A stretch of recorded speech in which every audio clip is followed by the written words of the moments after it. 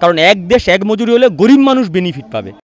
Diamond Harbour তোমার এগেনস্টে একজন হেভিওয়েট প্রার্থী বলে প্রচার হয়।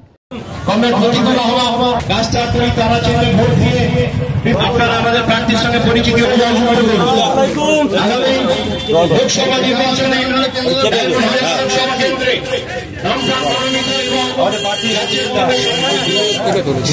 দূরে থেকে ধাক্কা খেয়ে যাচ্ছে ভাই।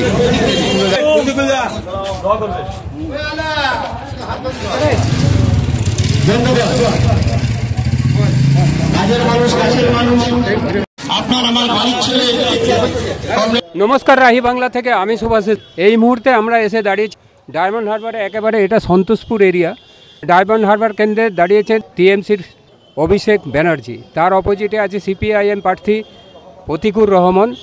আমরা প্রতিকুরের কাছে আসছি এই মুহূর্তে। প্রতিকুরের যে বক্তব্য আমরা তার জানার চেষ্টা করব। এখানকার সাধারণ মানুষের সাথে আমরা কথা বললাম, তারা তাদের বক্তব্য জানিয়েছেন। আমরা এই মুহূর্তে প্রতিকুরের সাথে কিছু কথা জানার চেষ্টা করব। প্রতিকুর, রাই বাংলাতে তোমার স্বাগত।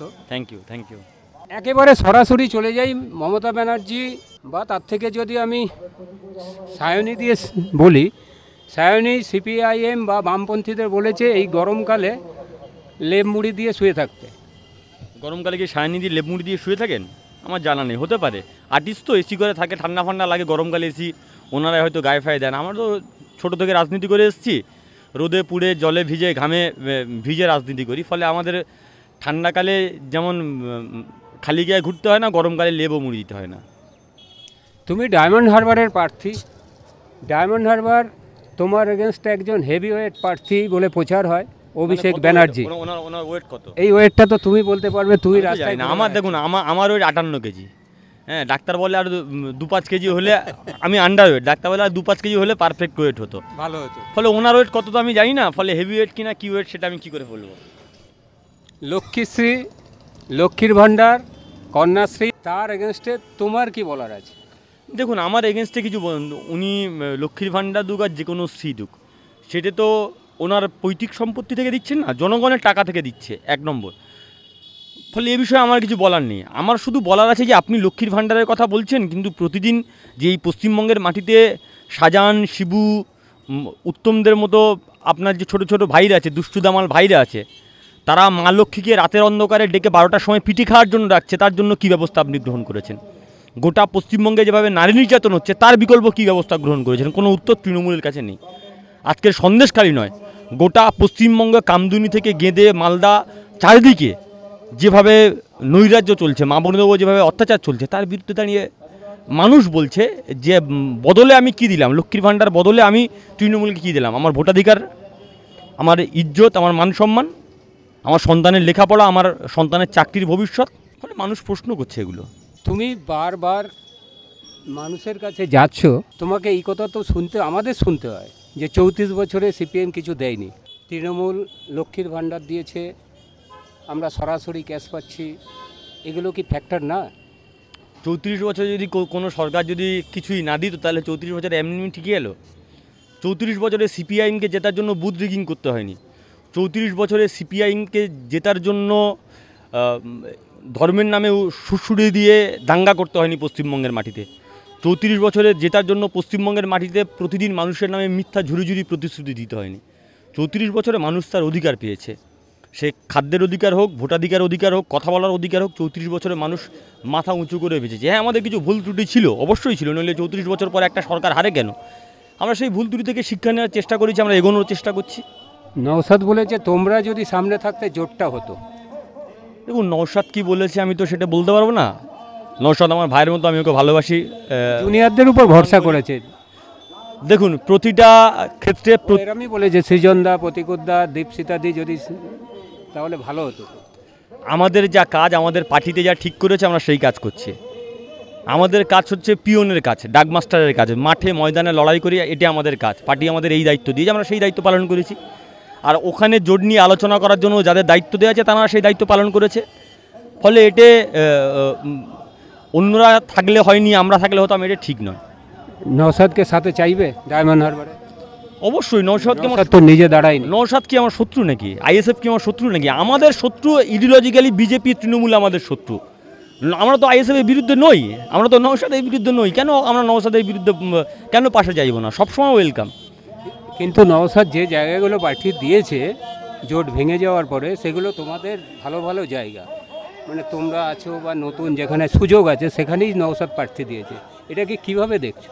না, কোনো কিছুভাবে দিচ্ছে, তারা আলাদা রাজনৈতিক দল জোট হয়নি মনে করেছে এই সময়কালে দাঁড়িয়ে যে তাদের আলাদা লড়াই করা উচিত, তাই এরা আলাদা লড়াই করছে, সেটা তার রাজনৈতিক এজেন্ডার বিষয়। অমিত শাহ বলেছেন আমরা ইয়ংদের হাতে ল্যাপটপ তুলে দিই, বামপন্থীরা বা কমিউনিস্টরা রিভলভার তুলে দেয়, এটাকে কি বলবে?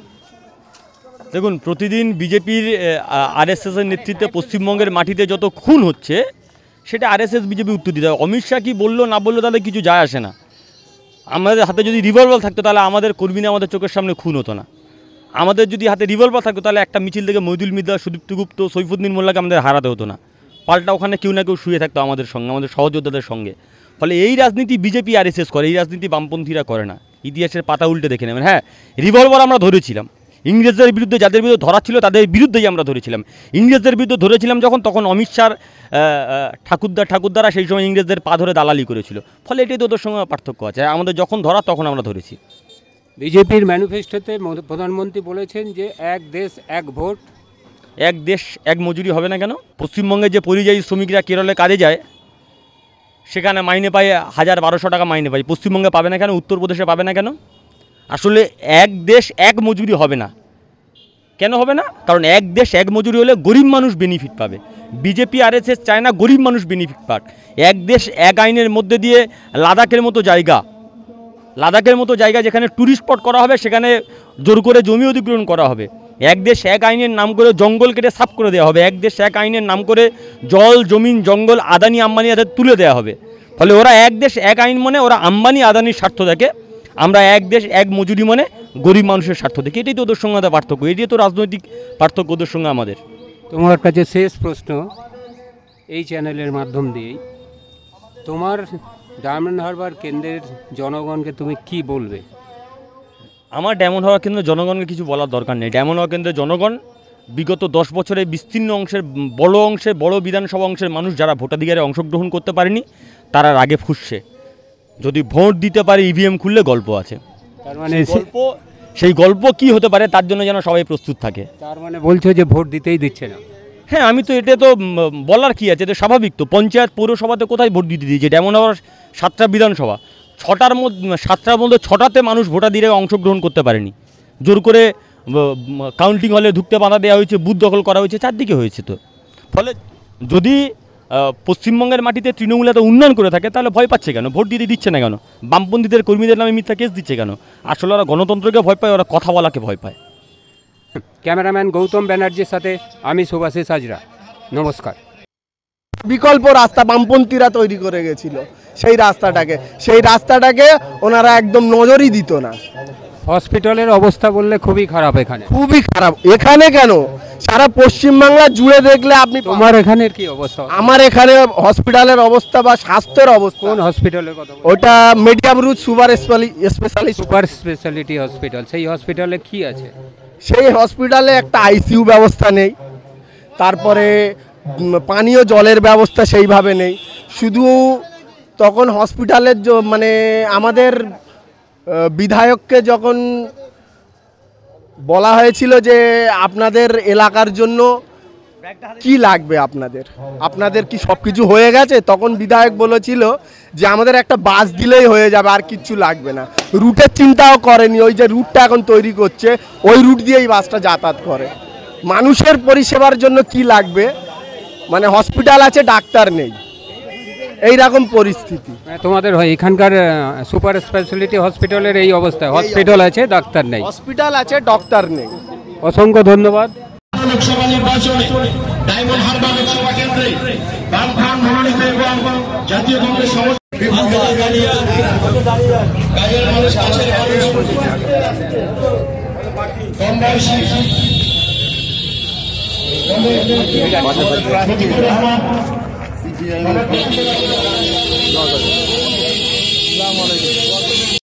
এবং মনোনীত সিপিআইএম প্রার্থী কমরেড প্রতীকুর রহমান আমাদের এলাকা বলে পরিচালনা করছেন। আপনারা আমাদের প্রার্থীকে দোয়ার করে আশীর্বাদ করবেন। বামফ্রন্ট জাতীয় কংগ্রেস সমর্থিত প্রার্থী কমরেড প্রতীকুর রহমান দীর্ঘ 15 বছর ধরে এখন নিকাশি ব্যবস্থার সমস্যা সেই সমস্যার সমাধান করতে পারছেন নেতা। আপনার আমার বাড়ির ছেলে, কাজের ছেলে কমরেড প্রতীকুর রহমানকে রাস্তা করি তারা চিনতে ভোট দিয়ে যুক্ত করে সংসদে পাঠান। আপনারা আমার